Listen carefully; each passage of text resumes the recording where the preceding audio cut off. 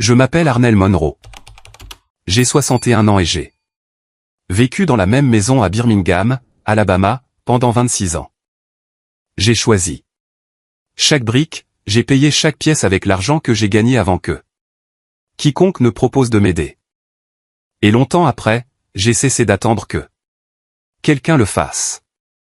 Je dirige une entreprise de conseil en approvisionnement que j'ai bâtie à partir de rien il y a 22 ans. Après 11 ans à faire le même travail pour l'entreprise de quelqu'un d'autre et a décidé que j'en avais appris assez. Pour cesser de les enrichir, j'ai élevé mon fils Orion dans cette maison. J'ai enterré ma mère depuis ce porche. Je me suis assise à cette table de cuisine à travers des choses qui auraient brisé une femme qui ne savait pas qui elle était. Avant l'arrivée des ennuis. Je sais qui je suis. C'est pourquoi ce que je vais vous raconter n'est pas l'histoire d'une femme qui s'est perdue. C'est l'histoire d'une femme qui est restée très calme et à regarder d'autres personnes perdre tout ce qu'elle pensait avoir. Avant d'entrer dans le vif du sujet, indiquez votre emplacement dans les commentaires. Je veux savoir d'où vous regardez. Celui-ci est pour nous tous. Maintenant, laissez-moi vous ramener au début. Pendant 11 ans avant de me mettre à mon compte, j'ai géré les achats et les relations avec les fournisseurs pour une entreprise de construction régionale ici à Birmingham. Une partie importante du réseau d'entrepreneurs que j'ai bâti était hispanophone. J'ai appris l'espagnol comme les gens qui travaillent apprennent la plupart des choses, par nécessité, par respect, et sur suffisamment d'années pour que cela ne semble plus être quelque chose qui mérite d'être mentionné. C'était simplement une partie de ma façon de travailler, une partie de ma façon d'écouter. Je n'y avais pas beaucoup pensé depuis des années. Gardez ce détail pour moi. 18 mois avant le mariage, j'ai rencontré Royce Olrin lors d'un dîner de collecte de fonds auquel j'ai failli ne pas assister. Il était stable, sans précipitation. Il posait des questions et écoutait les réponses, ce qui est plus rare qu'il ne devrait l'être. La course déroulait au rythme que je fixais. Il ne me poussait jamais. J'appréciais cela. Mon fils Orion était prudent à son égard dès le début. Pas impoli. Orion avait reçu une meilleure éducation que cela. Mais il y avait une certaine vigilance en lui chaque fois que Royce était dans la pièce.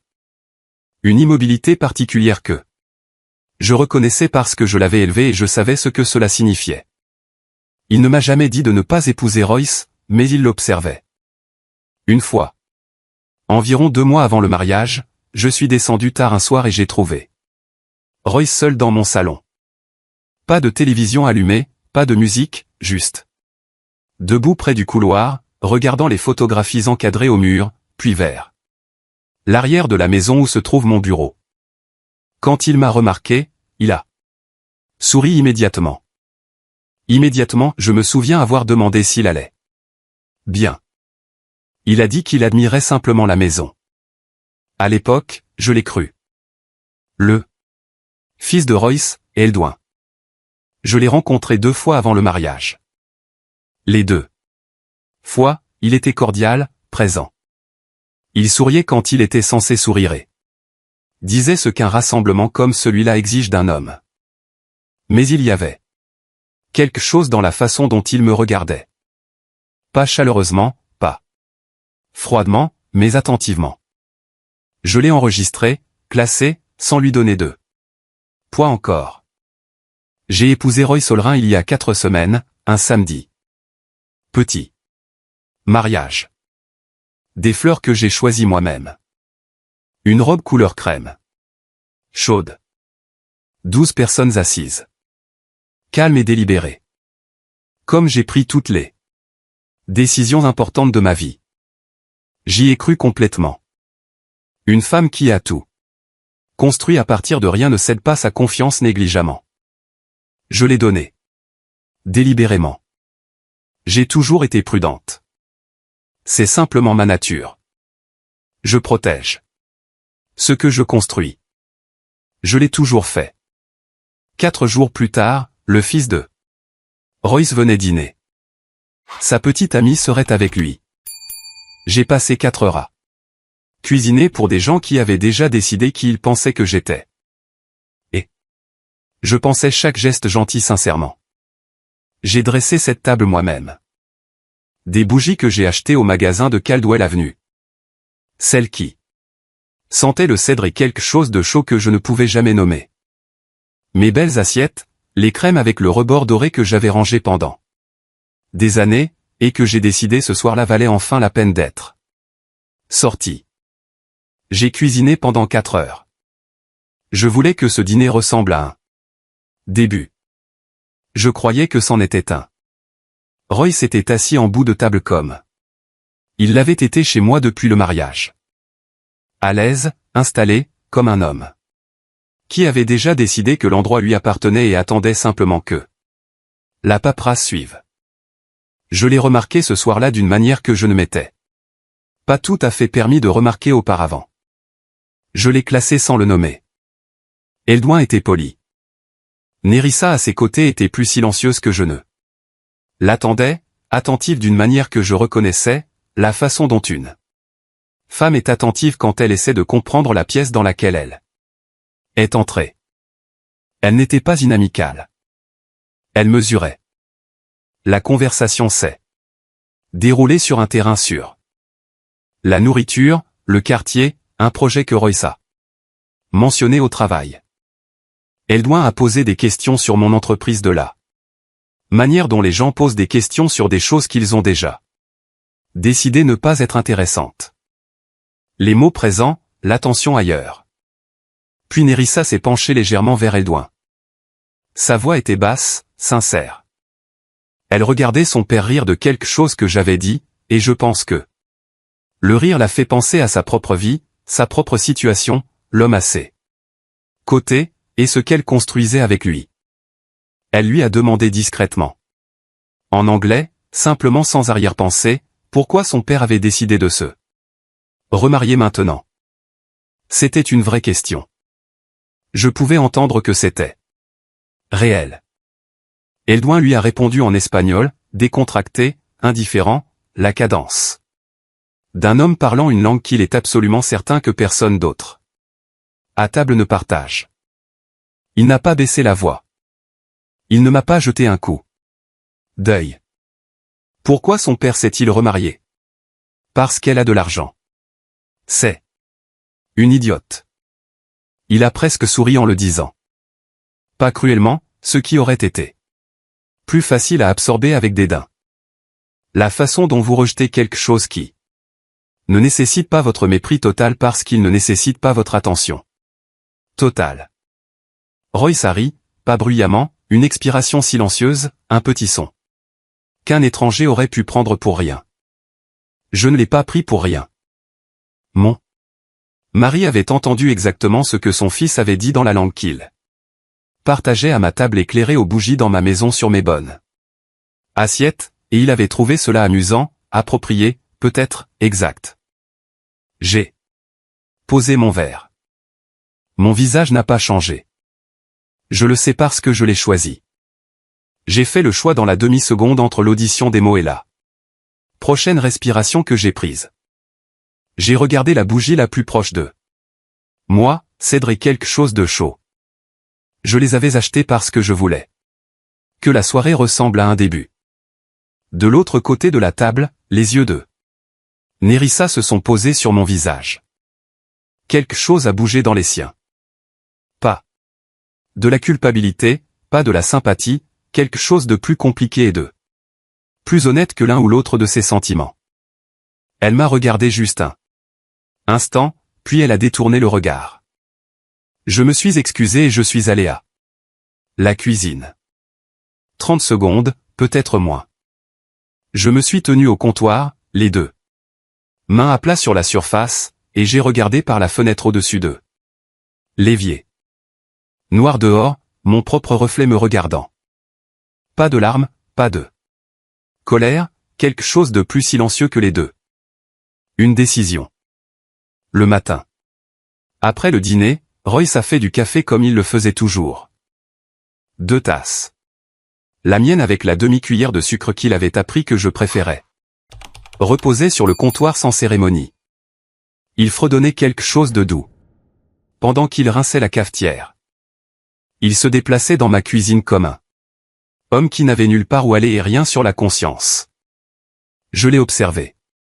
Depuis l'embrasure de la porte pendant 3 secondes avant d'entrer et de dire « Bonjour ». C'était la performance. « Bonjour. Merci pour le café. » Une main. Brièvement sur son bras en passant. Rien d'excessif, rien de froid, juste assez. Pour être insignifiant. J'avais décidé dans la cuisine la nuit précédente que l'insignifiance était la seule chose que j'étais prête à être jusqu'à ce que je sois prête à être autre chose. J'ai cuisiné ce jour-là. J'ai répondu quand il parlait. J'ai souri au bon moment, pas assez chaleureusement pour inviter la conversation, pas assez froidement pour signaler que quelque chose avait bougé. J'avais passé 22 ans à gérer des relations avec des gens qui avaient besoin de croire que les négociations se déroulaient bien. Cela n'était pas différent dans sa mécanique, seulement dans ce que cela me coûtait. Tard cet après-midi-là, Royce entra dans la cuisine, tenant un dossier que je n'avais jamais vu auparavant, bleu, fin à force d'usage. Il s'arrêta quand il me vit le regarder. Puis il sourit trop vite et le glissa sous son bras. Quelque chose de petit. Quelque chose que la plupart des femmes ne remarqueraient pas. Mais j'avais passé trop d'années assise en face d'hommes, cachant des chiffres derrière des visages calmes, pour ne pas reconnaître l'instinct. Je lui ai demandé ce que c'était. Il a dit, papier d'un ancien problème de propriété. Rien d'important. Puis il a immédiatement changé de sujet et a demandé si j'avais déjà envisagé de mettre la maison dans une fiducie. La question est venue trop facilement, comme si elle attendait déjà un endroit où atterrir. Je l'ai regardé. Une seconde de plus que la normale avant de répondre. Je lui ai dit que mon avocate s'occupait de ce genre de décision pour moi et lui ai demandé s'il voulait plus de café. Son expression a changé presque invisiblement avant de reprendre sa place. Puis il a souri et a dit, peut-être plus tard. J'ai acquiescé et j'ai laissé le moment passer. Mais je l'ai rangé à côté du dossier. Je suis resté dans la maison délibérément. Je tiens à être clair là-dessus. Partir avant que tout ne soit en place n'aurait aidé personne, et encore moins moi. J'en savais assez sur la façon dont les choses se déroulent pour savoir que l'immobilité maintenue correctement est une forme de levier. Alors je suis resté, j'ai observé, et j'ai dit bonjour. Le deuxième jour, Orion a appelé. Il appelle tous les quelques jours, toujours, depuis qu'il a déménagé à Atlanta. Il y a 6 ans. Nous avons parlé de sa semaine, d'un problème au travail qu'il était en train de résoudre, de quelque chose qu'il avait mangé et que je trouverais drôle. Ma voix est restée exactement comme elle sonne toujours quand je parle à mon fils, égale, chaleureuse et présente. Je sais qu'il a remarqué quelque chose. Orion a toujours été capable d'entendre les choses que je ne dis pas. À mi-chemin de l'appel, il est resté silencieux une seconde, puis m'a demandé si Royce était là. Pas comment va Royce, mais est-ce que Royce est là? J'ai regardé vers le salon avant de répondre. J'ai dit oui. Une autre pause. Puis Orion a dit, d'accord.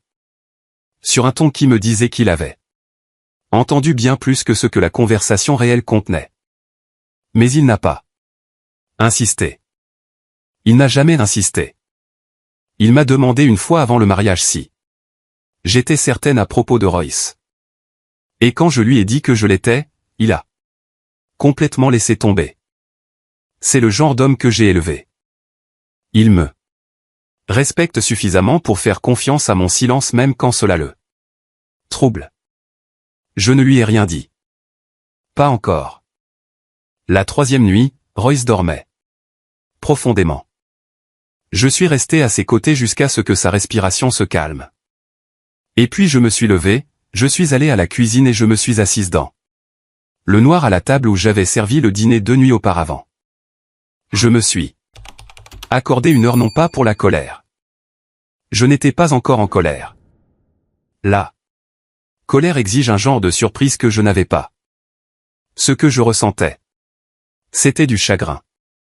Pas pour le mariage. J'avais déjà dépassé le mariage dans les heures qui avaient suivi le comptoir de la cuisine. Je pleurais la version de cette soirée que j'avais passé des semaines à imaginer. Le dîner que j'avais préparé pendant 4 heures, les bougies, les belles assiettes, la femme qui avait dressé cette table en croyant qu'elle commençait quelque chose. Je me suis permise de pleurer pour elle pendant exactement 1 heure. Puis j'ai arrêté. Ce qui est venu après le chagrin n'était pas de la rage. C'était de la clarté. Le genre qui ne s'annonce pas. Le genre qui arrive simplement et reste. J'ai pris mon téléphone. J'ai fait défiler jusqu'à un nom que je n'avais pas appelé depuis 2 ans, mon avocate. Elle a répondu à la 3e sonnerie. J'ai dit 3 mots. J'ai besoin de vous. Il a choisi une fin d'après-midi. Je l'ai remarqué. Pas le matin où la maison est occupée par de petites tâches et où les sorties sont faciles. Pas le soir où le dîner offre ses propres interruptions naturelles. Fin d'après-midi, quand la lumière est faible et la maison silencieuse et qu'il n'y a nulle part en particulier où aller et aucune raison de quitter une pièce rapidement. Il avait pensé au timing, ce qui m'a dit quelque chose. Je lisais quand il est entré. Il s'est assis en face de moi sur la chaise qu'il avait revendiquée comme la sienne depuis la 3e semaine du mariage, orienté vers la fenêtre, assez proche pour être intime, assez loin pour paraître respectueux. Il a croisé les mains. Il m'a regardé avec la douceur particulière qu'un homme produit lorsqu'il a répété ce qu'il est sur le point de dire et a décidé que la chaleur était la bonne ouverture. Il a dit que le dîner l'avait préoccupé. Il n'a pas nommé ce qui s'était passé. Il a dit qu'elle doit s'adapter toujours, que son fils n'avait pas eu facile avec le changement depuis le décès de sa mère, et que ses arêtes se montraient parfois d'une manière dont Royce n'était pas fier. Il a dit que ce que lui et moi avions construit ensemble sur 18 mois n'était pas quelque chose qu'il était prêt à laisser une soirée difficile amoindrir. Il parlait lentement, prudemment. Les phrases atterrissaient comme un homme posant des objets sur une surface qu'il craignait de rayer. Puis il m'a dit que la façon dont je m'étais comporté ce soir-là montrait une vraie grâce. Je l'ai regardé. Il le pensait comme un compliment. Il était assis chez moi, dans la chaise qu'il avait revendiquée dans mon salon, me disant que la grâce que j'avais montrée, par laquelle il entendait mon silence, mon calme, mon refus absolu de réagir pendant que son fils me traitait d'idiote en espagnol à ma propre table de dîner, était quelque chose qu'il admirait chez moi. Il me flattait d'avoir absorbé une insulte sans saigner. Visiblement. L'audace de ce cadrage occupait l'espace entre nous comme quelque chose ayant son propre poids. J'ai dit « merci ». Ses épaules se sont légèrement détendues après cela. Pas de façon spectaculaire, juste assez pour que je voie à quel point il avait été tendu avant ma réponse.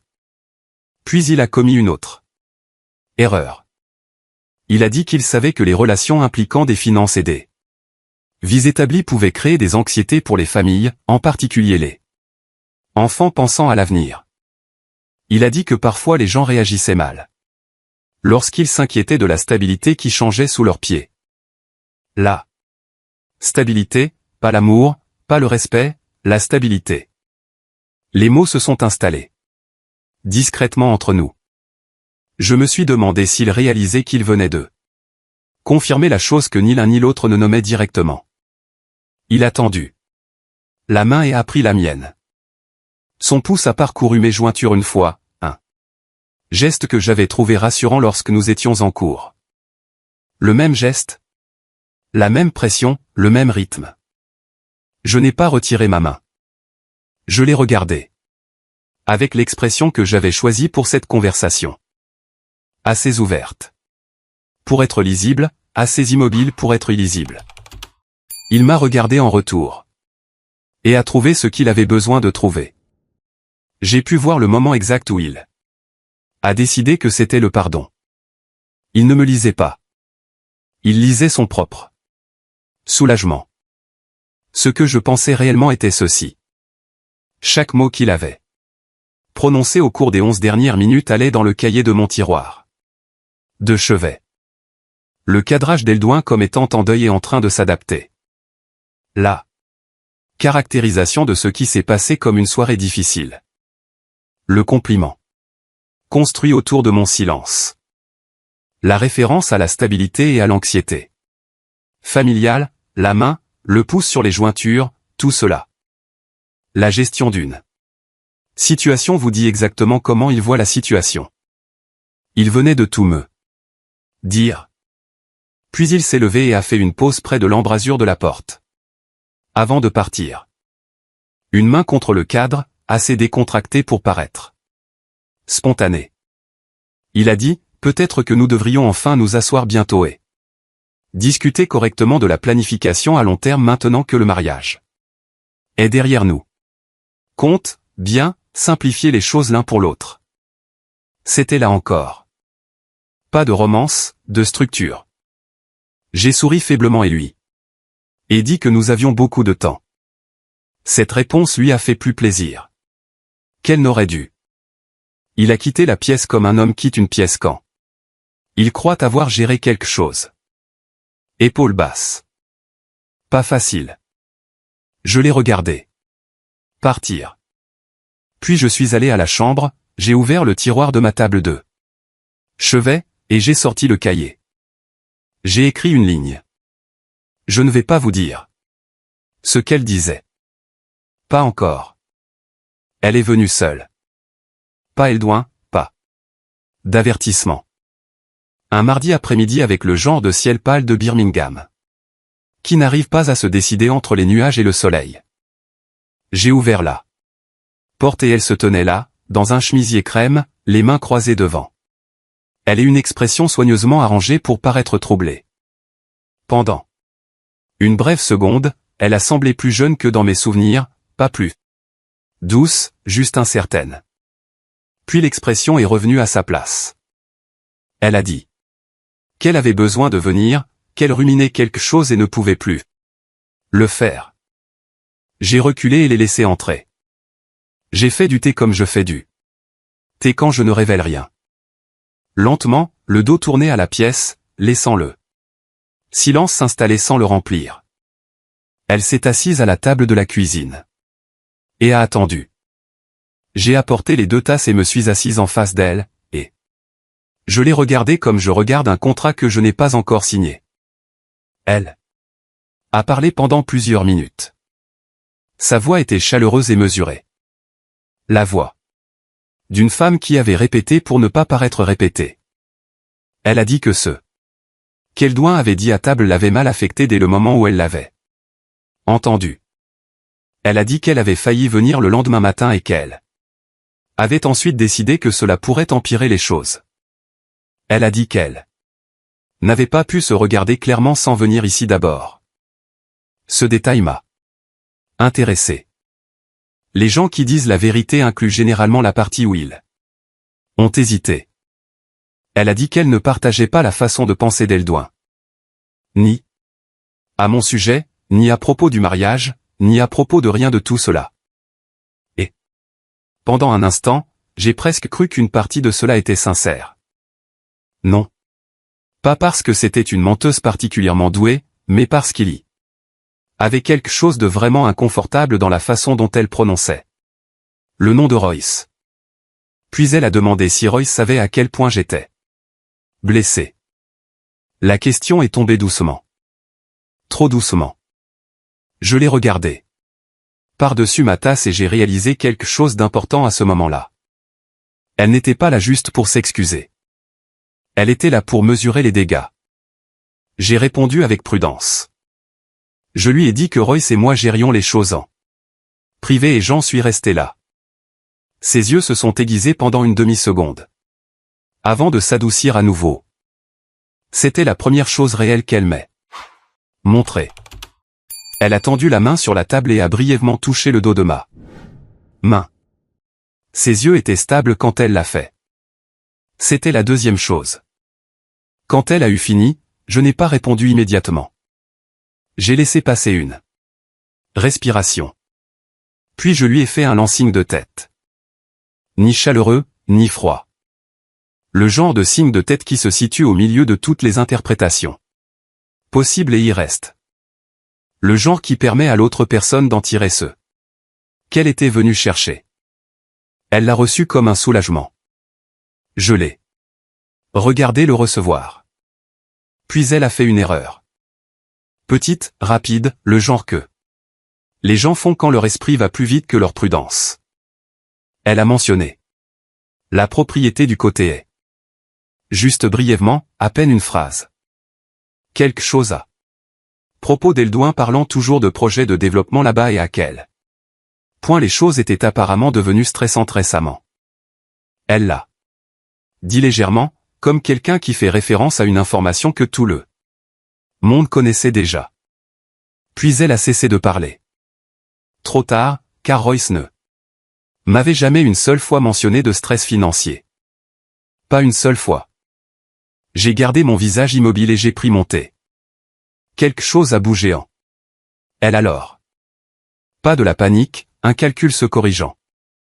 Elle était venue dans cette cuisine en croyant qu'elle comprenait le paysage mieux qu'elle ne le faisait réellement. J'ai vu le moment exact où elle a réalisé qu'elle avait peut-être trop révélé. Nous avons parlé pendant encore 20 minutes de choses sans importance. Elle a fini son thé. Elle m'a dit qu'elle était contente d'être venue. Elle a touché ma main à nouveau à la porte, plus légèrement cette fois. Plus brièvement. Et puis elle est allée à sa voiture. Avant de monter, elle a vérifié son téléphone immédiatement, non pas négligemment, mais avec attente. Je l'ai regardé taper quelque chose avant qu'elle ne parte en voiture. Cela m'a plus intéressé que les excuses. Je suis resté, la main sur la poignée de la porte, un instant après son départ. Je n'étais pas ému. Je n'étais pas soupçonneuse de la manière vive qui produit des erreurs. Je faisais simplement attention. Comme je fais attention à toute nouvelle variable dans une situation que je gère déjà. Elle m'avait montré quelque chose aujourd'hui. Pas ce qu'elle avait l'intention de me montrer. Quelque chose en dessous. Je ne savais pas encore ce qu'était Nissa, mais je savais qu'elle était quelque chose. Je suis allé à la chambre. J'ai ouvert le cahier. J'ai écrit son nom, la date, et une phrase en dessous. On sait plus qu'elle ne devrait. Puis j'ai fermé. J'observais Eldouin depuis le mariage. Pas de manière évidente, pas d'une manière qu'il aurait ressenti, mais j'avais passé 22 ans dans les achats, ce qui est, à la base, l'affaire de remarquer des schémas avant qu'ils ne deviennent des problèmes. Quand Eldouin venait à la maison, je notais les pièces qu'il traversait, ce qu'il prenait et posait, les questions qu'il posait à son père et celles qu'il ravalait avant qu'elles n'atteignent sa bouche. J'avais collecté des données sans les étiqueter, comme je collecte toujours des données dans les premières étapes de quelque chose que je ne comprends pas encore entièrement. 3 jours après la visite de Nerissa, il est passé un mercredi après-midi. Je l'ai entendu entrer. J'étais dans le couloir quand Royce l'a dirigé vers l'arrière-salle. Le petit salon à côté de la cuisine que Royce avait commencé à utiliser comme son propre espace, d'une manière que j'avais également notée et pas encore abordée. La porte ne s'est pas complètement fermée. Je ne crois pas qu'aucun d'eux ne l'ait remarqué. Je suis resté dans le couloir et j'ai écouté. La voix d'Eldouin était basse et tendue, comme une voix le devient lorsque les mots qu'elle contient ont été répétés trop de fois et commencent à perdre patience. Il posait des questions sur une propriété, la propriété Ollerin. L'Apple la parcelle commerciale du côté de Birmingham. Il voulait connaître le calendrier, quand les choses seraient officialisées, quand il pourrait s'attendre à des mouvements. La réponse de Royce était douce, mesurée. Il a dit que ces choses prenaient du temps. Il a dit que rien n'avait changé. Il a dit qu'Eldouin devait lui faire confiance comme il lui avait toujours fait. Confiance. Eldouin a dit qu'il avait besoin de plus que ça. Il y a eu une pause. Puis l'un d'eux a enregistré le silence du couloir et la conversation a basculé vers quelque chose de plus léger et d'insignifiant. Comme le font les conversations quand une pièce se souvient soudain qu'elle n'est peut-être pas vide. Je me suis dirigé vers la cuisine avant qu'aucun d'eux n'apparaisse. Je me suis tenu au comptoir et j'ai laissé l'image se former. La parcelle commerciale du côté est une propriété que Royce m'avait mentionnée une fois. Pendant la cour, brièvement, comme un actif qu'il détenait depuis des années. Il l'a décrite comme entièrement la sienne, libre de toute charge. Il a utilisé ce mot. Je l'avais classé sans l'examiner car à l'époque je n'avais aucune raison de l'examiner. J'avais toutes les raisons. Maintenant, Eldouin comptait sur cette parcelle, non pas de manière hypothétique lointaine, mais de la manière impatiente et spécifique d'un homme qui a déjà dépensé de l'argent qu'il n'a pas encore reçu. Le remariage ne l'avait pas irrité parce qu'il ne m'aimait pas. Cela l'avait effrayé parce qu'un mariage change l'architecture juridique autour d'un actif. Une femme n'est pas une étrangère. Une femme a un droit de regard que l'attente d'un fil ne prime pas automatiquement. Il s'était assis à ma table de dîner et m'avait traité d'idiote parce qu'il avait besoin que je le sois. Il avait besoin de moi ignorante et indifférente et parti avant que je ne comprenne ce dans quoi j'étais tombé. C'était la peur sous le mépris. Je pouvais le voir clairement maintenant. Cela ne me rendait pas compatissante. Il avait dit ce qu'il avait dit, et Royce avait ri, et ces deux faits vivaient en moi inchangé. Mais l'image complète me rendait précise d'une manière que l'émotion seule n'aurait jamais pu le faire. Je savais ce que je protégeais. Je savais ce qu'il avait compté prendre. Je suis allé au cahier. Sous le nom de Nerissa, j'ai écrit la description de la propriété et un seul point d'interrogation. J'aurai une réponse à la fin de la semaine. Son nom n'est pas important pour cette histoire. Ce qui est important, c'est qu'elle me connaît. Depuis avant qu'Orion ne passe ses examens d'entrée à l'université. Et en 19 ans, elle ne m'a jamais dit ce que je voulais entendre quand ce que j'avais besoin d'entendre était quelque chose de différent. Son bureau est du côté sud de Birmingham. 3e étage, le genre de bâtiment qui ne s'annonce pas. Pas de hall en marbre, pas de grande enseigne, juste des couloirs propres et le calme particulier d'un endroit où un travail sérieux est fait. J'y suis entré. Avant de comprendre pleinement à quel point j'en aurais besoin. Elle était à son bureau quand je suis entré. Elle me regardait comme elle me regarde toujours. Quand j'arrive sans rendez-vous. Pas surprise, pas alarmée, juste présente. Elle a fermé ce sur quoi elle travaillait et a croisé les mains. Et je me suis assise. Et j'ai parlé. Je lui ai tout raconté, le dîner, ce qui a été dit et dans quelle langue et par qui. La visite de Royce 4 jours plus tard et les mots spécifiques qu'il a choisis. Eldouin s'adaptant à une soirée difficile. Une vraie grâce. L'apparition de Nerissa un mardi 11 jours après l'incident et ce que le timing de cette visite m'a appris sur son but. La conversation que je n'étais pas censé entendre entre Eldouin et Royce. La propriété du côté est. Le mot non. Grevé utilisé lors d'une conversation de cours. Je le comprenais maintenant. Différemment. Elle a écouté sans m'interrompre pendant longtemps. J'ai toujours apprécié cela chez elle. Elle ne joue pas l'inquiétude. Elle absorbe l'information. Quand j'ai fini, elle m'a posé une question.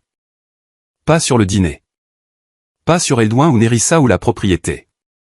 Elle m'a regardé fixement et m'a demandé quel résultat je voulais, pas comment je me sentais, pas ce que je méritais. Le résultat, pratique, légal, spécifique. Je lui ai dit sans hésiter. Puis elle a ouvert l'accord prénuptial. Ce qui a suivi ne m'a pas tant surprise. Que clarifier des choses déjà à moitié formées dans mon esprit. 3 semaines. Avant le mariage, après que Royce ait demandé à Orion si la maison était payée. Et après 2 moments plus petits que je ne pouvais pas entièrement m'expliquer. À l'époque, je l'ai appelé et lui ai demandé quelque chose de discret, pas une enquête, une vérification. Un examen des registres publics, une confirmation des actifs. Le genre de diligence préliminaire que les personnes financièrement établies font parfois avant un mariage, même lorsqu'elles espèrent ne rien trouver d'inquiétant. J'avais espéré ne rien trouver d'inquiétant. Elle avait déjà commencé à rassembler ce qui était publiquement disponible sur la situation financière de Royce Olerin. Les propriétés qu'il représentait comme entièrement possédées. 2 d'entre elles portaient des charges qu'il n'avait pas divulguées. L'une avait une hypothèque commerciale active. Une autre avait des complications de titres non résolues liées à une affaire de succession familiale qui n'avait jamais été entièrement réglée. Les chiffres de revenus qu'il a présentés pendant notre cours, structurés pour paraître comme des revenus continus, étaient en fait une position d'actifs en diminution. La liquidation présentée comme une stabilité. La stabilité qu'il m'avait montrée pendant 18 mois avait été maintenue juste assez longtemps pour passer une cérémonie. Elle a utilisé une phrase juridique spécifique pour ce que l'écart documenté entre ses représentations et sa réalité constituait. Je ne vais pas utiliser de langage juridique ici. Ce que cela signifiait en termes simples était ceci. Il m'avait dit des choses qui n'étaient pas vraies afin de me faire l'épouser. Et la loi avait quelque chose à dire à ce sujet. Elle a expliqué 2 voies. Une dissolution standard, qui serait plus lente et laisserait certaines questions ouvertes plus longtemps, et une seconde voie, plus rapide, plus propre, et compte tenu de la documentation, bien fondée, qui contesterait la validité du mariage lui-même en se basant sur une fausse déclaration financière matérielle. J'ai écouté les 2. J'ai demandé ce qui pouvait être prouvé de manière réaliste par rapport à ce qui était simplement suspecté. Elle a répondu à cette question avec prudence. Cela comptait plus pour moi que la confiance n'aurait compté. Puis je lui ai dit que j'avais besoin de quelques jours. Elle m'a dit que l'accord prénuptial protégeait tout pendant ce temps. Je le savais déjà. Je l'avais toujours su. Je suis rentré chez moi, me sentant non pas plus légère, mais plus ancrée.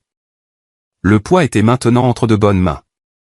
Je suis entré dans ma rue et j'ai garé ma voiture devant la maison. Orion se tenait sur le perron, une tasse de café en papier à la main. 4 heures de route depuis Atlanta sans appeler. Il regardait ma voiture avec l'expression d'un homme qui avait répété quelque chose pendant tout le trajet. Je ne lui ai pas demandé depuis combien de temps il était là. J'ai pris sa tasse de café, encore à moitié pleine et froide, je l'ai posée sur le comptoir, et j'ai mis la bouilloire à chauffer.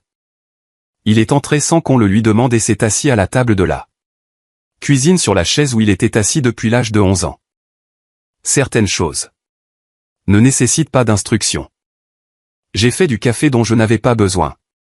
Et il m'a regardé le faire, et aucun de nous n'a dit quoi que ce soit pendant une longue période qui avait sa propre texture particulière, non pas inconfortable.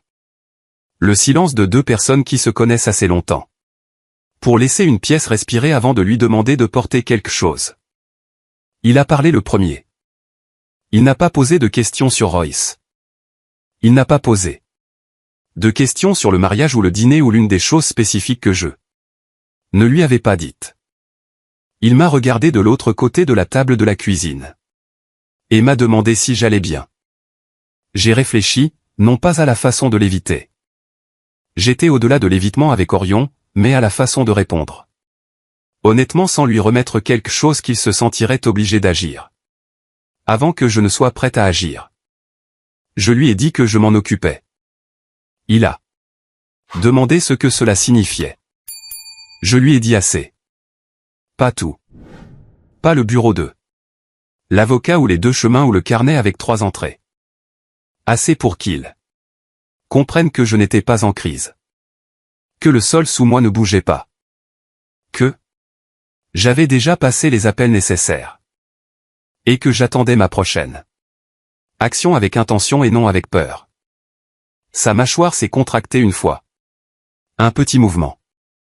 Je connais le visage de mon fils comme je connais ma propre écriture. Il a dit qu'il voulait venir ici et avoir une conversation avec Royce. Je lui ai dit non. Clairement et sans l'adoucir. C'était le mien. Chaque partie de cela. Le problème est la solution et le timing de la solution. Ce dont j'avais besoin de lui, ce n'était pas son intervention. Pas encore. Il m'a regardé un instant puis a hoché la tête une fois et a laissé tomber. C'est le genre d'homme qu'il est. Puis il m'a dit quelque chose qu'il avait gardé depuis avant le mariage. Il a dit qu'il n'avait jamais entièrement fait confiance à Royce, pas pour une raison qu'il aurait pu nommer clairement à l'époque. C'était quelque chose qu'il avait remarqué le premier soir où Royce est venu à cette maison. La façon dont les yeux de Royce parcouraient les pièces avant qu'il n'ait salué tout le monde, non pas en les admirant, mais en les évaluant. La façon dont un homme regarde quelque chose dont il calcule la valeur plutôt que le poids. Puis Orion a dit autre chose. La nuit avant le mariage, Royce lui avait demandé si la maison était entièrement payée, non pas négligemment, mais spécifiquement. Orion m'a dit qu'il se souvenait de la question parce que Royce l'avait posée immédiatement après avoir complimenté trop vite les rénovations de l'arrière-cour. Comme si la pensée l'avait déjà habité. Je suis resté très calme quand il me l'a dit. Royce ne m'avait jamais posé cette question directement, ce qui signifiait qu'il savait déjà qu'il ne devait pas le faire. Orion a dit qu'à l'époque il s'était convaincu que cela ne signifiait rien. Les mariages rendent les gens curieux des finances et des projets d'avenir et des choses pratiques. Mais après le dîner, la question est revenue différemment. Tout revenait différemment maintenant. Une latte de plancher a bougé à l'étage. Nous avons tous les deux regardé le plafond automatiquement. Royce est rentré. Plus tôt que prévu. J'ai vu l'expression d'Orion se fermer immédiatement. Pas de peur, pas d'hésitation. De la retenue. La même retenue que j'avais pratiquée. Pendant des jours. Cela m'a presque brisé le cœur plus que l'insulte elle-même. Mon fils était entré dans cette maison prêt pour la guerre et choisissait la discipline parce que je le lui avais demandé. Royce a appelé d'en haut pour demander si Orion était arrivé. Sa voix semblait facile, normale, entraînée. J'ai répondu oui sur le même ton. Puis j'ai regardé mon fils de l'autre côté de la table. 34 ans. 4 heures de route sans appeler parce qu'il avait besoin de voir mon visage de ses propres yeux. Je l'ai laissé le voir alors. Pas la version gérée que je montrais à Royce depuis 2 semaines, mais la vraie, celle qui était fatiguée et claire et complètement certaine de ce qui allait arriver.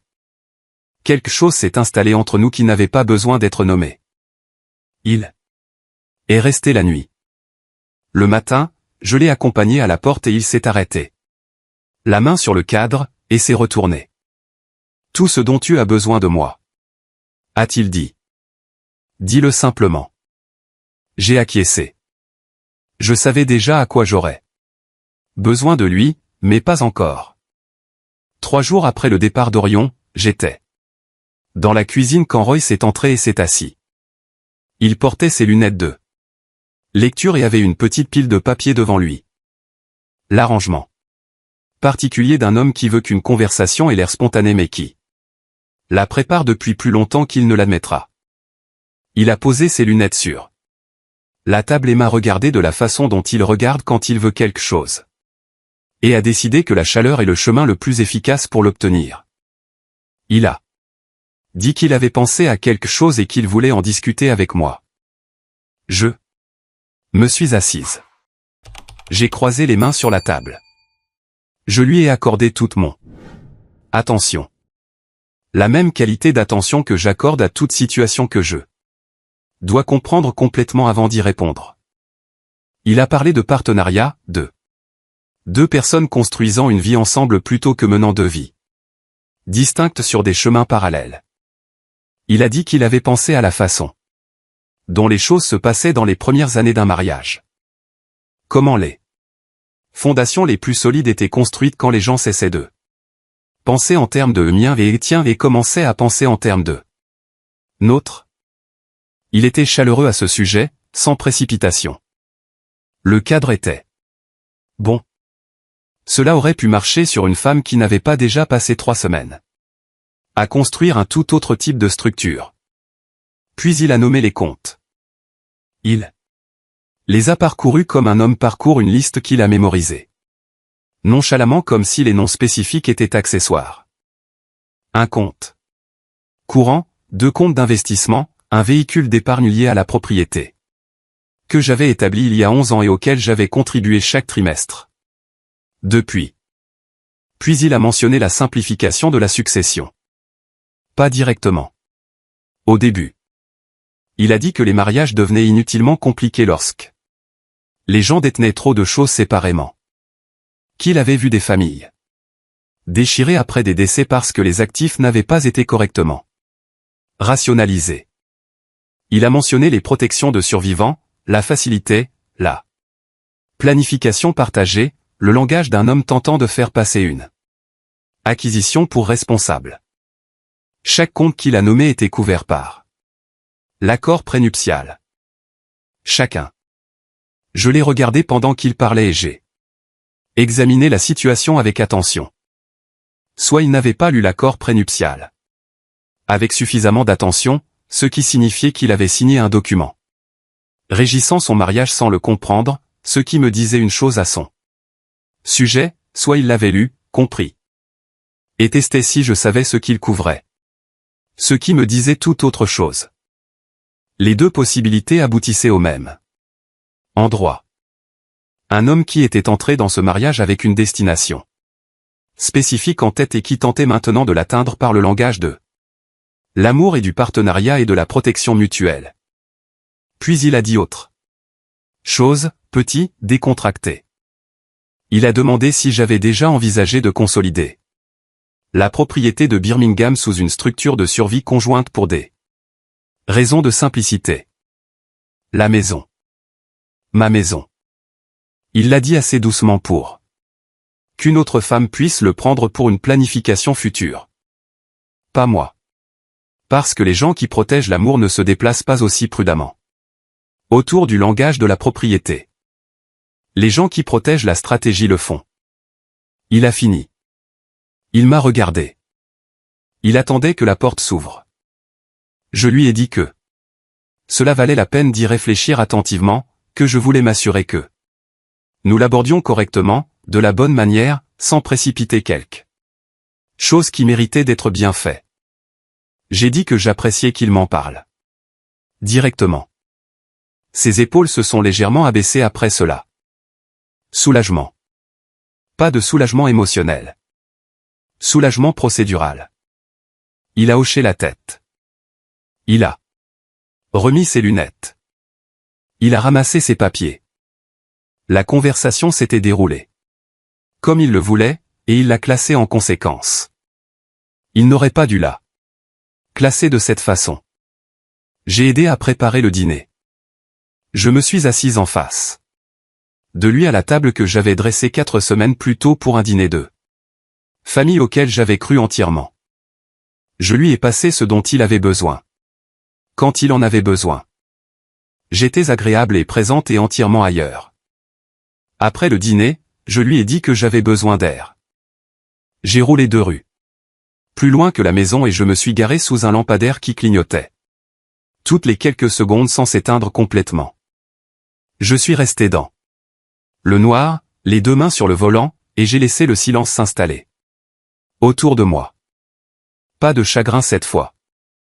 Une certitude, car les hommes ne répètent pas accidentellement des conversations sur les structures de survie et les comptes protégés. Il avait enfin cessé de tourner autour de ce pourquoi il était venu. J'ai pris mon téléphone et j'ai appelé mon avocate. Elle a répondu à la deuxième sonnerie. J'ai dit, une phrase, nous sommes prêts. Mercredi matin est arrivé tranquillement. La lumière traversait les fenêtres de la cuisine comme elle le fait en octobre à Birmingham. Pas les uniformes, sans drame. Le café était déjà fait. La maison se déplaçait à son rythme ordinaire. Royce au comptoir avec sa tasse. Eldouin était arrivé tôt. Quelque chose à propos de papier que son père lui avait mis de côté. Ils étaient dans l'arrière-salle.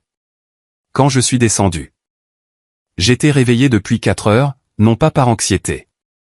J'avais dormi profondément pour la première fois en 2 semaines et je m'étais réveillé à 4 heures avec l'alerte particulière d'une personne dont le corps. C'est qu'aujourd'hui, quelque chose bouge. J'étais resté allongé un moment. Puis je m'étais levé et m'étais habillé avec soin, non pas différemment d'eux. D'habitude, non pas mieux, juste soigneusement, et j'étais descendu et j'avais fait le café et j'avais attendu que la maison s'arrange comme j'en avais besoin. Je suis allé à mon sac et j'ai sorti 3 documents. Le premier était ma copie de l'accord prénuptial, avec des onglets à 4 sections marquées des marqueurs colorés précis que mon avocate utilise. Le genre d'onglet qui indique immédiatement à une personne que quelqu'un qui comprend le document là parcouru avec intention. Le deuxième était une seule page que mon avocate avait préparée.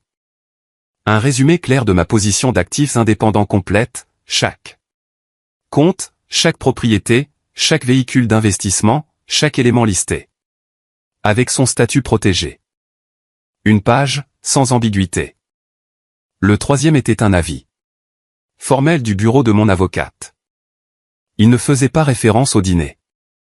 Il ne faisait pas référence à l'espagnol ou à Eldouin ou au rire ou à aucun des événements des 2 dernières semaines.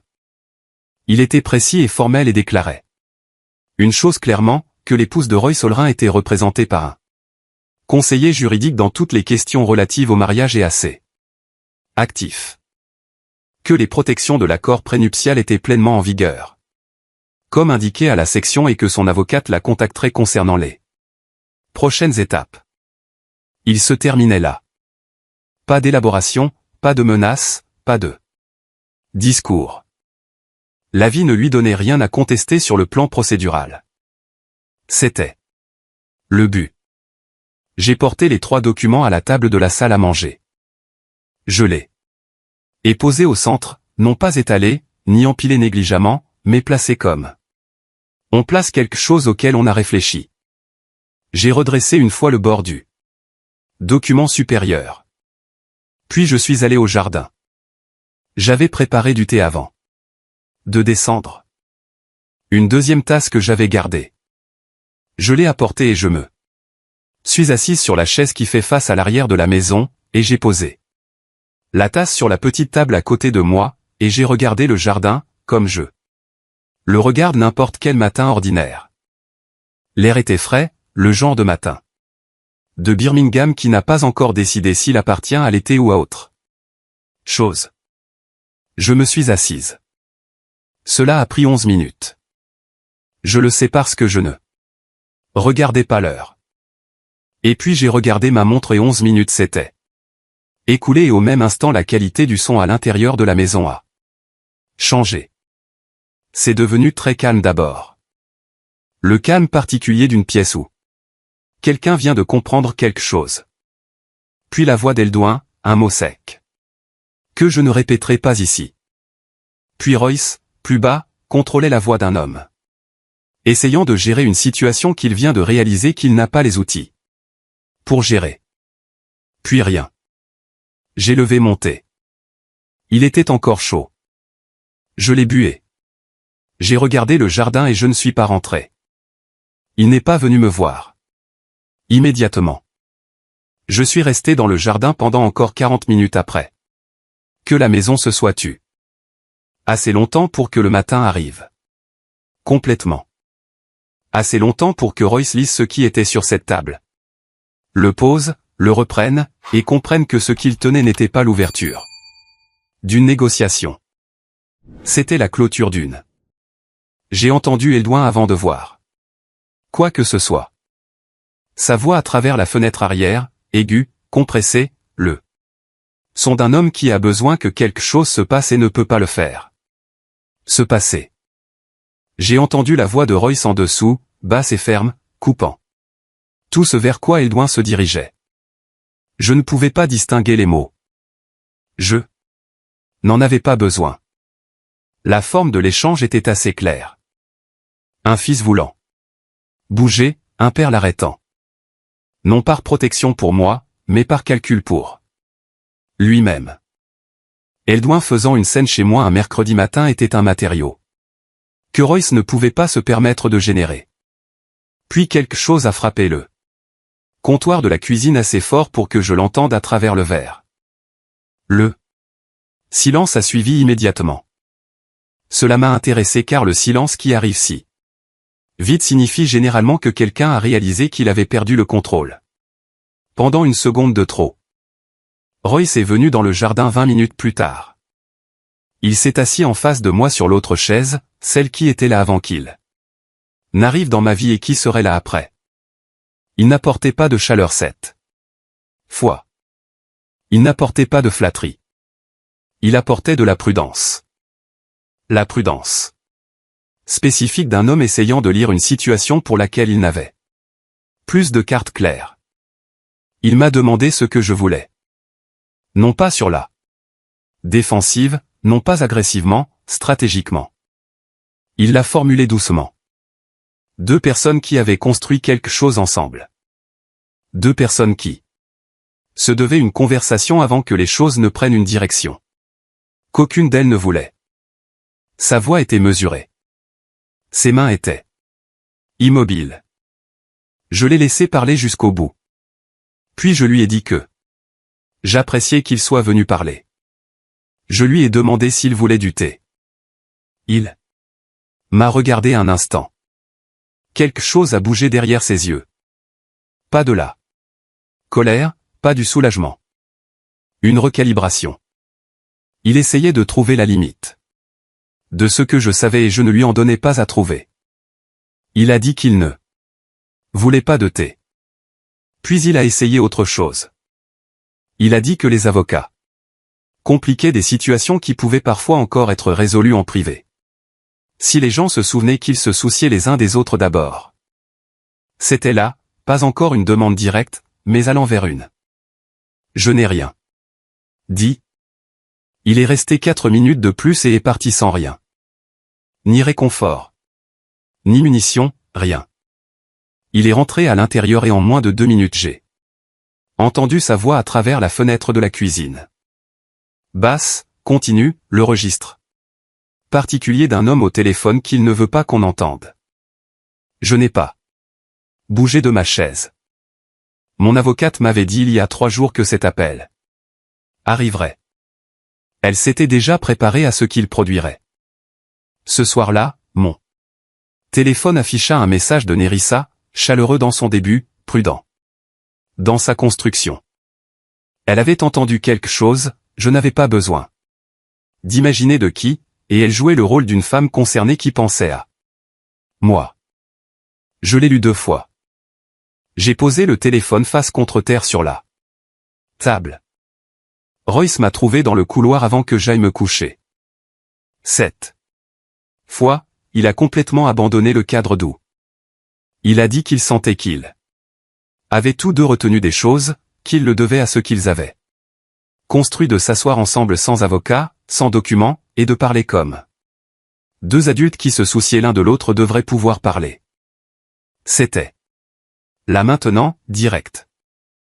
Il me demandait de sortir du processus juridique. Je l'ai regardé dans le couloir de ma maison et j'ai compris qu'un homme qui s'était cru l'architecte de cette situation venait de me montrer toutes les dimensions de ça. Panique. Cette demande n'était pas un geste de bonne foi. C'était le dernier mouvement de quelqu'un qui n'avait plus de meilleures options. Je lui ai dit que J'avais besoin de me reposer. Je suis allé dans ma chambre. J'ai fermé la porte. Doucement derrière moi. J'ai pris mon téléphone et je l'ai regardé longtemps. Avant de taper 4 mots à Orion. C'est l'heure. Viens. J'étais à la table. De la cuisine avant 5 heures. Royce dormait. La maison avait ce calme particulier qui n'appartient qu'au petit matin. Pas encore de circulation, pas d'oiseaux, juste le doux bourdonnement d'un réfrigérateur et le son de ma propre respiration. J'avais fait une tasse de café et j'avais posé les documents que mon avocate m'avait envoyés la veille au soir en une pile nette devant moi. J'ai ouvert la première page et j'ai commencé à lire. Je vais vous dire ce qu'il y avait dans ces pages, non pas comme une liste telle qu'elle était réellement, mais comme une dévastation lente et clarifiante me traversant un paragraphe à la fois. La première propriété que Royce a décrite comme entièrement possédée pendant notre cours. Une propriété résidentielle qu'il a mentionnée 2 fois. Une fois en passant et une fois directement, portait une hypothèque commerciale. Déposée en 2019. Une dette commerciale issue d'un partenariat qui s'est mal dissous et n'a jamais été résolu. L'hypothèque était active. La propriété n'était pas libre. Il avait utilisé le mot au nom grevé à propos de ses actifs. Dans une conversation que je pouvais maintenant dater à 13 mois avant notre mariage. La deuxième propriété avait une complication de titre qu'il n'avait pas divulguée. Un arrangement de copropriété avec un frère ou une sœur, une division d'héritage d'il y a des années qui n'avait jamais été légalement finalisé. Le titre n'était pas clair. Il n'était pas clair quand il me l'a décrit comme un actif. Le revenu qu'il a présenté au cours des 18 mois de cours, stable, substantiel, le genre qui appartient à un homme qui a construit quelque chose de durable, était structuré pour se lire ainsi. Ce qu'il reflétait réellement était une vente d'actifs en diminution. Les revenus de quelque chose en cours de liquidation présentés comme le rendement de quelque chose qui prospérait. La différence entre ces deux choses n'est pas petite. C'est la différence entre une fondation et une performance d'une. J'ai tourné chaque page lentement. J'ai pensé à un dîner que nous avons eu en avril de l'année dernière, un restaurant qu'il avait choisi du côté sud, bonne nourriture, lumière des bougies, et Royce parlant de la prochaine décennie, ce qu'il voulait construire, où il voulait être. Le genre d'avenir qui exigeait un partenaire qui comprenait ce à quoi ressemblait la stabilité. J'avais écouté et j'avais senti quelque chose s'installer en moi. J'avais pensé à un matin où il m'avait préparé le petit déjeuner dans ma propre cuisine et m'avait dit que je n'avais rien à craindre pour le reste de ma vie. J'ai laissé chaque souvenir se mouvoir à travers la nouvelle information comme on tire un fil à travers un tissu et on regarde sa forme changer. La cour n'a pas disparu. Elle s'est clarifiée. Chaque soirée chaleureuse et conversation stable et gestes sans hâte avaient maintenant sa fonction visible en dessous. Il avait eu besoin de mes actifs pour maintenir une position qui s'était discrètement effondrée pendant des années. Pas un partenaire, une solution, pas un chapitre, une sortie d'un problème qui ne m'avait jamais été montré. Je suis resté avec ça pendant un temps mesuré. Puis, je me suis levé et j'ai fait une deuxième tasse de café. Je n'étais pas détruite. Je ne tremblais pas. J'étais lucide. La clarté spécifique qui n'arrive que lorsque la dernière pièce d'un tableau se connecte et que l'ensemble devient visible d'un coup. Je n'avais pas été stupide. J'avais été ciblé. Ce sont des choses entièrement différentes. Et je savais avec une certitude absolue laquelle j'étais. J'ai pris mon téléphone et j'ai appelé mon avocate. Quand elle a répondu, je lui ai dit que j'avais pris ma décision. J'ai nommé l'option, le chemin le plus rapide, le plus propre. Elle m'a dit ce que la prochaine étape exigeait. Je lui ai dit de procéder. Mon avocate a envoyé l'historique du titre un jeudi matin. Je l'ai lu à mon bureau dans le petit bureau. La pièce que j'utilisais depuis 22 ans pour gérer mon entreprise. La pièce que Royce n'avait jamais demandé à entrer, ce que je comprenais. Maintenant était soit de l'indifférence, soit de l'instinct. La parcelle commerciale du côté et de Birmingham, la propriété dont Eldouin avait parlé à son père dans cette arrière-salle, avec une voix assez tendue pour me dire tout. Sur le temps qu'il y avait compté. J'ai lu l'historique du titre 2 fois. La parcelle que Royce avait décrite comme entièrement la sienne, non grevée. Propre, un actif qu'il détenait depuis des années, avec la confiance tranquille d'un homme qui savait ce qu'il possédait. Portait la même hypothèque commerciale de 2019 que j'avais trouvée sur son dossier financier personnel, déposé directement contre la propriété, active et non résolue, une dette qui pesait sur ce titre depuis 5 ans pendant que Royce parlait de ses actifs. La façon dont un homme parle des choses qu'il a tout à fait le droit d'offrir. Sous l'hypothèque se trouvait une revendication de copropriété dormante. Un frère ou une sœur que Royce ne m'avait jamais mentionné, pas une seule fois au cours des 18 mois de cours et de conversations découlant d'une division d'héritage qui n'avait jamais été légalement achevée. Le titre n'était pas clair. Il n'avait pas été clair quand Eldouin a commencé à bâtir ses attentes autour de lui, et il n'avait pas été clair quand Royce l'a laissé les bâtir. Puis j'ai atteint les pièces jointes finales. Mon avocate a inclus un avis en suspens des avocats des créanciers. Récent, datant de 3 semaines, langage de demande formelle concernant le non-paiement et une éventuelle action d'exécution si la dette restait non résolue. Et en dessous, quelque chose de plus récent, un refus de refinancement. Le prêteur avait refusé les négociations de prolongation moins de 2 semaines avant mon mariage. La propriété ne remplissait plus les conditions requises pour restructurer l'exposition à la dette. Une date limite de paiement finale était surlignée dans la correspondance comme quelque chose qui décomptait silencieusement en arrière-plan. Pendant que Royce se tenait à mes côtés, discutant des arrangements floraux et des plans de lune de miel. J'ai lu 7 pages plus lentement que les autres. Royce m'avait épousé alors que cette date limite se rapprochait déjà autour de lui. Pas il y a des années, pas avant qu'il me rencontre, alors que nous choisissions des fleurs et discutions des listes d'invités et que nous nous tenions dans ma cuisine à parler de l'avenir d'une voix douce autour d'un café. J'ai posé les papiers avec précaution. J'ai pensé à Eldouin à cette table de dîner. La confiance décontractée d'un homme parlant une langue qu'il était certain que je ne comprenais pas. C'est une idiote. Il y avait cru complètement, non pas parce qu'il était cruel par nature, bien que la cruauté l'ait trouvé assez facilement, mais parce qu'on lui avait vendu un avenir qui exigeait que je reste ignorante assez longtemps pour que les calculs de tout le monde continuent de fonctionner. Il avait dirigé toute sa peur vers la mauvaise personne. Je n'avais pas créé sa situation. J'étais arrivé au moment précis où elle s'effondrait déjà sous le poids de ce que son père lui avait caché. Ma présence n'avait pas ruiné son héritage.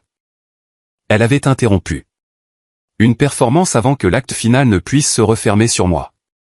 Cette réalisation a réglé quelque chose en moi. Pas de sympathie, jamais ça. Il s'était assis à ma table et m'avait traité d'idiote pendant que son père riait. À ses côtés. Ses faits restaient exactement là où ils devaient être. Mais maintenant je comprenais l'architecture de toute cette affaire, qu'il avait construite, qui en avait bénéficié, qui avait été manipulé par elle, et qui pensait être les seuls capables de stratégie. J'ai entendu une voiture à l'extérieur tard cet après-midi-là. Royce s'est dirigé vers la porte d'entrée. Si vite que je l'ai remarqué immédiatement. Je suis entré dans le couloir et j'ai regardé par la fenêtre latérale. Eldouin se tenait sur le porche, tenant des papiers dans une main. Royce a gardé sa voix basse, une main légèrement levée. Calmante, contenante. Eldouin a dit quelque chose d'assez piquant pour que Royce Regarde vers la rue avant de lui répondre. Puis Eldouin a levé les papiers entre eux.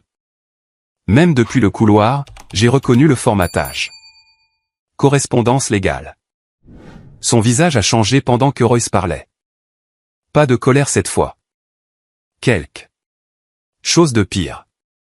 L'expression d'un homme réalisant que l'avenir qu'il avait défendu n'avait jamais réellement existé sous la forme qu'on lui avait promise. Royce a tendu la main vers son bras. Eldouin a reculé. C'est à ce moment-là que j'ai compris quelque chose d'important. La première vraie fissure entre eux n'avait rien à voir avec moi. C'était l'argent. Je me suis éloigné de la fenêtre avant qu'aucun d'eux ne puisse regarder vers la maison. Je n'y étais pas allé pour ma satisfaction. J'y étais allé parce que j'avais besoin de voir la vérité se mouvoir sans mes mains dessus. Mon téléphone s'est allumé sur le bureau derrière moi. Orion en route. 2 heures de route. Il est arrivé en début de soirée. J'ai entendu sa voiture dans l'allée et je ne suis pas allé à la porte immédiatement. J'ai fini ce que je faisais à mon bureau. Un seul email à mon avocate confirmant un document dont elle avait besoin. Et puis je suis allé à la cuisine et j'ai mis la bouilloire à chauffer. Au moment où il a frappé, j'étais prête. Il est entré et m'a regardé comme il m'avait regardé depuis le perron il y a 8 jours. Vérifiant, mesurant, s'assurant. Je l'ai laissé regarder. Je lui ai mis une tasse devant et je me suis assise en face de lui et je lui ai tout raconté depuis le début, le dîner, ce qui a été dit et dans quelle langue et par qui. La visite de Royce 4 jours plus tard et les mots spécifiques qu'il a choisis. Nérissa un mardi. La conversation entendue à propos de la propriété, le bureau de l'avocate, et ce que les documents montraient, la table, le jardin, le couloir.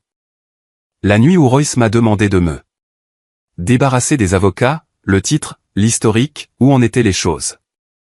Maintenant. J'ai parlé longtemps. Il ne m'a pas interrompu une seule fois. Quand j'ai fini, il est resté un instant. Puis il m'a posé 2 questions. La première était de savoir si j'étais en sécurité. Je lui ai dit oui, complètement aidant tous les sens qu'il entendait. La seconde était de savoir si j'avais besoin de quelque chose de lui tout de suite. Je lui ai dit oui, de rester où il était et de me laisser finir. Il a presque souri. Il s'est calé. Il a croisé les mains sur la table et m'a laissé diriger. Puis je lui ai parlé de Nérissa. 3 jours après le dîner, l'avocat de Royce a tenté quelque chose de procédural, non agressif, prudent. Une proposition de pause avant que les formalités ne progressent, un langage de discussion informel, un cadre de résolution discrète. Suffisamment de confiance dans la formulation pour dire à mon avocate qu'il croyait que j'étais toujours émotionnellement indécise et plus préoccupée par la discrétion que par l'escalade. Cette confiance-là, immédiatement intéressée car elle ne provenait de rien de ce qu'elle avait divulgué. Puis est venue la deuxième communication. Plus spécifique cette fois. Elle faisait référence à mon désir supposé d'éviter l'embarras et de préserver l'apparence du mariage si possible. Elle suggérait que je pourrais bien réagir à une négociation privée concernant la séparation des actifs si elle était abordée assez doucement. Rien de tout cela ne venait de moi. Rien de tout cela ne venait de mon avocate. Cela venait de quelqu'un qui m'interprétait et qui m'interprétait incorrectement. Nérissa était allé directement voir l'avocat de Royce, non pas par l'intermédiaire d'Eldouin, de sa propre initiative, dans son propre intérêt. Elle avait pris ce qu'elle avait recueilli de sa visite du mardi, à savoir que j'avais un avocat, que l'accord prénuptial était actif, que je semblais calme, mesuré, peut-être intéressé par une résolution discrète, et elle l'avait emballé comme une information, un accès privilégié. Quelque chose d'utile, quelque chose d'assez précieux pour s'acheter une position dans une Situation qu'elle réalisait être en train de changer sous ses pieds. Ce qu'elle leur a transmis a créé juste assez de fausse confiance pour ralentir leur réponse de plusieurs jours. Cela comptait parce que pendant que l'avocat de Royce croyait que je pesais une réconciliation émotionnelle en privé, mon avocate préparait déjà des dossiers et obtenait des documents qu'ils auraient dû s'empresser de contenir bien plus tôt. Nerissa n'avait pas aidé Royce. Elle l'avait retardé et elle ne l'a jamais réalisé. Ce mardi-là, je lui avais fait un signe de tête et j'avais bu une tasse de thé et des mots choisis entièrement pour ce qu'il ne révélerait pas. Elle a quitté ma cuisine en croyant qu'elle me comprenait parce qu'elle a confondu le calme avec l'incertitude. Beaucoup de gens font cette erreur. Tout ce qu'elle a transmis n'a montré au camp de Royce que ce que j'avais choisi de montrer. Assez de calme pour les mettre à l'aise. Assez de retenue pour encourager l'excès de confiance, et absolument rien d'utile. Elle avait essayé de devenir indispensable à une situation qu'elle ne comprenait pas. Au lieu de cela, elle est devenue un fardeau pour une partie et insignifiante pour l'autre. Je n'étais pas en colère contre elle. La colère aurait nécessité de la surprise. Je savais depuis mardi ce qu'elle était. Une femme essayant de sécuriser sa position avant que la structure autour d'elle ne change complètement. J'ai presque respecté l'instinct. Presque. Orion est resté silencieux un long moment après que j'ai fini. Puis il s'est penché en arrière sur sa chaise et m'a regardé différemment de la façon dont il m'avait regardé en entrant, non pas inquiet maintenant, mais me voyant clairement. Puis il a demandé, qu'est-ce qui se passe ensuite? J'ai regardé mon fils de l'autre côté de la table de la cuisine dans la maison que je possédais depuis 26 ans et je lui ai dit. Les procédures d'annulation ont progressé plus vite que l'avocat de Royce ne l'avait prévu. Pas instantanément, pas par magie. Il y a eu des dépôts, des réponses, des audiences temporaires, des demandes de documents. Des semaines de mouvements procéduraux contrôlés qui se sont terminés exactement là où mon avocate avait dit qu'elle se terminerait. Les conclusions préliminaires ont favorisé ma position assez tôt pour que la majeure partie du processus restant devienne un confinement plutôt qu'une contestation. C'est ça. L'affaire des fausses déclarations documentées. Quand le dossier est propre et que les preuves sont spécifiques et que l'avocat de votre côté se prépare depuis avant que vous n'entriez dans un jardin avec une tasse de thé, il ne reste plus beaucoup de marge de manœuvre procédurale à l'autre partie.